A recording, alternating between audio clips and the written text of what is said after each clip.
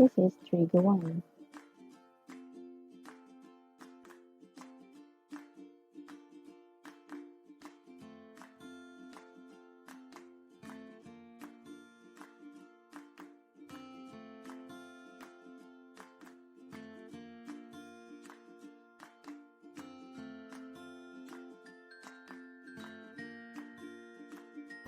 Someone complained of feeling breathless, needed to sleep with extra pillows to ease his breathing, and a swollen ankle.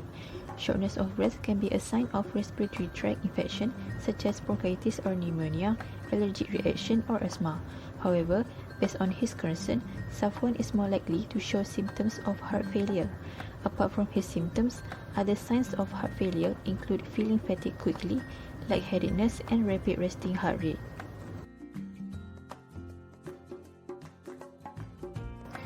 Generally, respiratory disease can cause symptoms such as sudden and unexplained breathlessness, persistent cough, especially more than 3 weeks, and also wheezing. Other symptoms that might indicate a serious problem of the respiratory system are coughing up blood and chronic chest pain.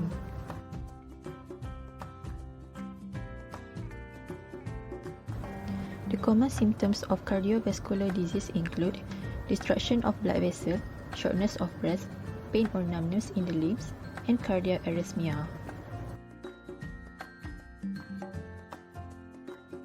Orthopnea is shortness of breath while lying down and can be relieved by assuming a standing or sitting position. It is caused by pulmonary congestion during lying down. Generally, blood volume from splenic and lower extremities are redistributed to lungs when the body is in a horizontal position. This process gives out minimal to no effect in a normal person. However, for patients with heart failure disease, the vital capacity and pulmonary needs are significantly reduced due to the inefficiency of the left ventricle to pump out the additional blood volume, resulting in shortness of breath.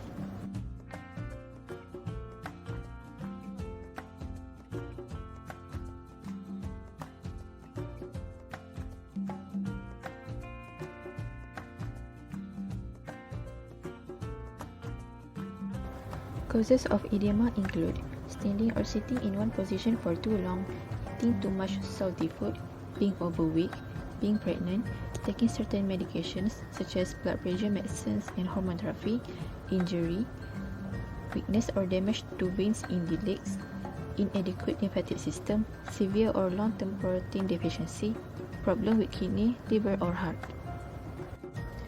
Based on the signs and symptoms Safwan experienced, we highlight cardiovascular disease, particularly heart failure, as the main cause for the edema he has had in both of his ankles. This is because when one has heart failure, one or both of their heart's lower chambers will lose their ability to pump blood effectively. As a result, fluid will slowly build up in the veins of their legs, ankles, and feet, causing edema.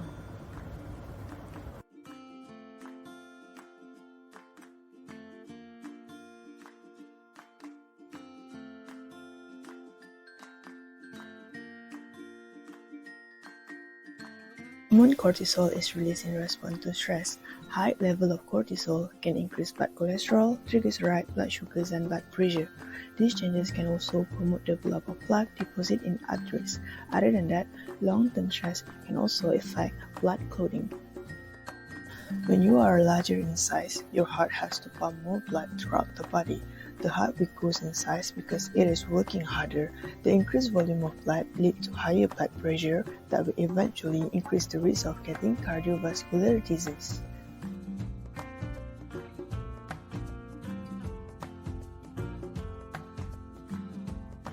Smoking harms nearly every part of the body's organ that leads to diseases and disabilities. Smoking causes damage in the airways, in the air sacs, in the alveoli of the lungs. Lung diseases include COPD, emphysema, chronic bronchitis, asthma, and lastly, lung cancer.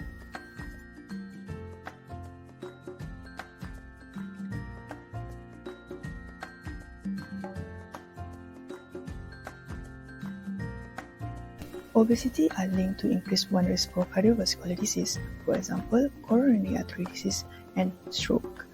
First, obesity can change your cholesterol level. It causes a spike in bad cholesterol and triglyceride levels. Obesity can also cause increase in blood pressure because more blood is required to supply oxygen and nutrients throughout the body. The impacts of obesity are arteriosclerotic cardiovascular disease, heart failure and arrhythmias, sudden cardiac death, and atrial fibrillation. For the respiratory system, obesity causes mechanical compressions of the diaphragm, lung, and chest cavity, where it can decrease total respiratory system compliance, restrictive pulmonary damage, and reduce respiratory muscle strength.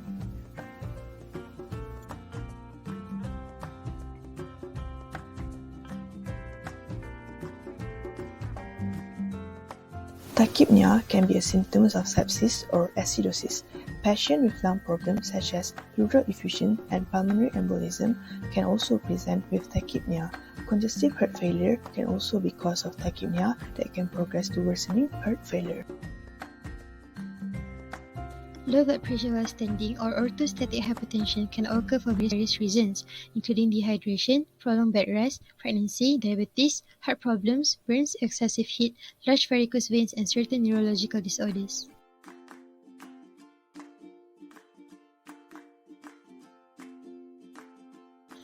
For cardiac hypertrophy, the causes include hypertension, valvular disease such as valvular stenosis, and intense sport activities.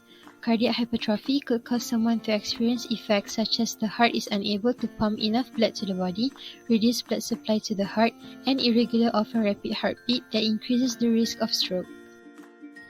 Continue with jugular vein distension or JVD.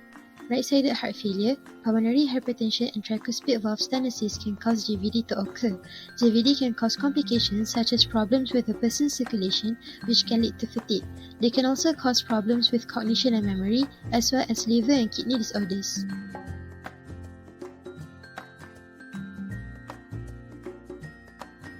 In heart failure, pleural effusion results from increased interstitial fluid in the lungs due to elevated pulmonary capillary pressure. Effusion may be associated with isolated right-side heart failure.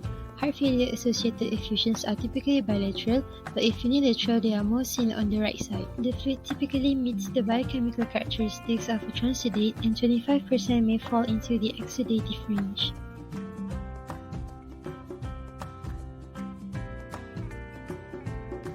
Both-sided heart failure is known as biventricular heart failure and occurs when the heart ventricle stiffens, the heart muscle is too weak to pump sufficient blood, and myocardium injury from a range of causes such as ischemic heart diseases and hypertension.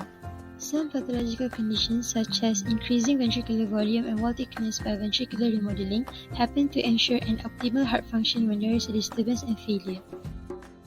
When the left ventricle does not pump sufficient blood around the body, blood will accumulate in the pulmonary veins, whereas when the right ventricle is too weak to pump enough blood to the lungs, blood will accumulate in the veins. Consequently, the increased pressure inside the veins can push fluid out of the veins into the surrounding tissue and leads to a build-up of fluid in the legs, organs, or the abdomen. Biventricular heart failure can be diagnosed through a checkup of medical history, physical examination, lung congestion, numbness, fluid build-up, and risk factors such as high blood pressure.